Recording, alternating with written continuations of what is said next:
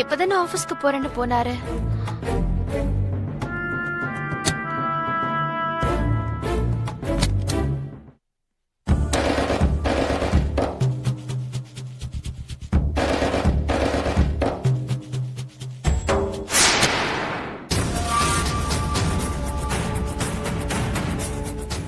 நீங்க? என் பேர் வினோத் மேடம். உங்ககிட்ட கொஞ்சம் பேசணும் மேடம். என்ன பழக்கமே இல்லன்றா? சொல்லுங்க. எங்க அம்மாவுக்கு ஹார்ட்ல ப்ராப்ளம். அடுத்த வாரம் அம்மாவுக்கு ஆபரேஷன் ஃபிக்ஸ் பண்ணிருக்கோம். சாயங்காலமா வந்தீங்கன்னா என் ஹஸ்பண்ட் இருப்பாரு. என்கிட்ட பணம் எல்லாம் இல்ல. ஐயோ, நான் பண உதவி கேட்டு வரல மேடம். பின்ன எங்க அம்மாவோட blood group AB negative. Operation சமயத்துல அவங்களுக்கு பிளட் தேவைப்பட்டா நீங்க டொனேட் பண்ணி ஹெல்ப் பண்ண முடியுமான்னு தான் கேட்க வந்த மேடம். உங்களுக்கு எங்களோட அட்ரஸ் எப்படி கிடைச்சது? தப்பா எடுத்துக்காதீங்க மேடம். ஏபி நெகட்டிவ் பிளட் குரூப் யாரா இருக்கிட்ட இருக்கோ அந்த அட்ரஸ கலெக்ட் பண்ணி தரவங்க கிட்ட இருந்து நான் வாங்கணும் மேடம். என்ன மேடம் யோசிக்கிறீங்க? ரொம்ப ரேர் குரூப் மேடம். ப்ளீஸ் முடியாதுன்னு மட்டும் சொல்லிடாதீங்க. நான் அப்படியெல்லாம் சொல்லல. ஆனா நான் என்னோட டாக்டர் ஒரு தடவை கன்சல்ட் பண்ணிட்டு சொல்றேன். Madam don't worry. டாக்டர் என்ன சொன்னாலும் ஒரு நல்ல காரியத்துக்கு தானே நான் டொனேட் பண்றேன். சரிங்களா? Thank you madam. ஆபரேஷன் டேட்டை ஃபிக்ஸ் பண்ணதும் நான் உங்களுக்கு இன்ஃபார்ம் பண்றேன் madam. Okay. Thank you madam. Thank you very much.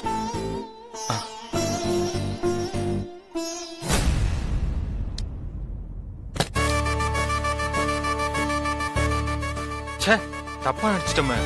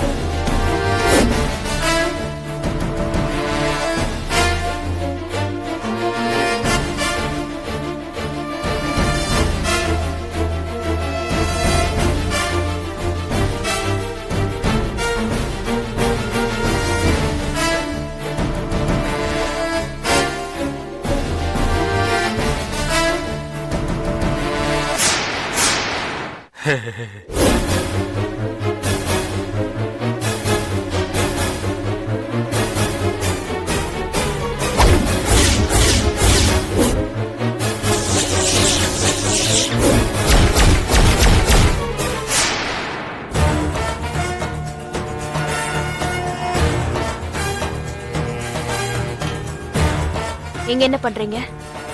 இல்ல அது வந்து ஆபீஸ்க்கு புறப்பட்டு வெளியே போன நீங்க எப்படி உள்ள வந்தீங்க?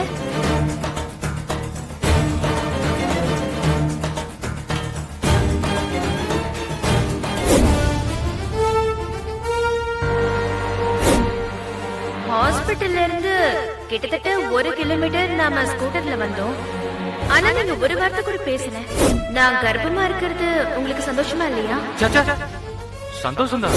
இல்லையே அப்படின்னு வாய் மட்டும்தான் சொல்லுது. மனசுல சந்தோஷம் இருக்கிற மாதிரி எனக்கு தெரியலையே. என்ன சந்தேகப்படுறீங்களா? இல்ல. இறங்குங்க.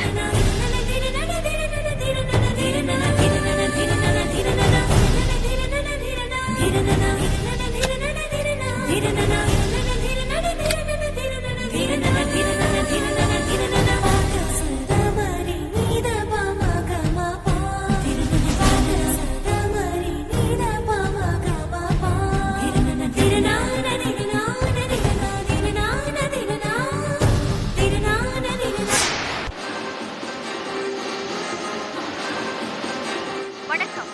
சற்று முன் கிடைத்த முக்கிய செய்தி. போலீஸ் கமிஷனர் என்று திடீரென்று தனது பதவியை ராஜினாமா செய்தார். இதுவரை எத்தனையோ பொறுப்புகளில் எந்த கட்சி ஆட்சிக்கு வந்தாலும் தனக்கென்று ஒரு பதவியில் இருந்து வந்த அவர் திடீரென்று இப்படி ஒரு முடிவெடுத்தது காவல்துறையினர் இடையே ஆச்சரியம் நிலவுகிறது. சார் அடுத்து என்ன சார் பண்றது? முதல்ல என் பொண்ணு பத்திரமா வீட்டுக்கு வரணும். இப்ப அதுதான் எனக்கு முக்கியம்.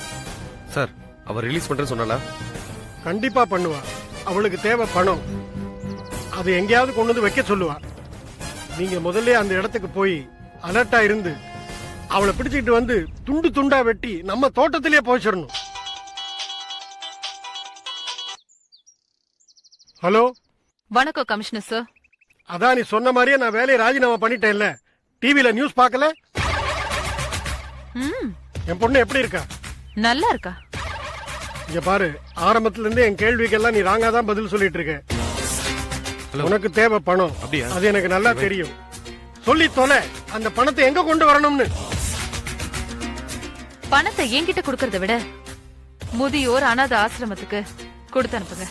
என்ன சொல்ற நீ? மொத்தமா 15 லட்சம் ரூபாயும் அநாத ஆசிரமத்துக்கும் முதியோர் இல்லத்துக்கும் கொடுக்கணுமா? ஆமா. ஏன் எதுக்குன்னு எந்த கிராஸ் கொஸ்டினும் கேட்காம சொல்றத மட்டும் செய்யணும். உங்க பொண்ணு வீட்டுக்கு பத்திரமா வந்து சேரணும்ல? இத செஞ்சிட்டா என் பொண்ண பத்திரமா திருப்பி அனுப்பிச்சிருவேல்ல?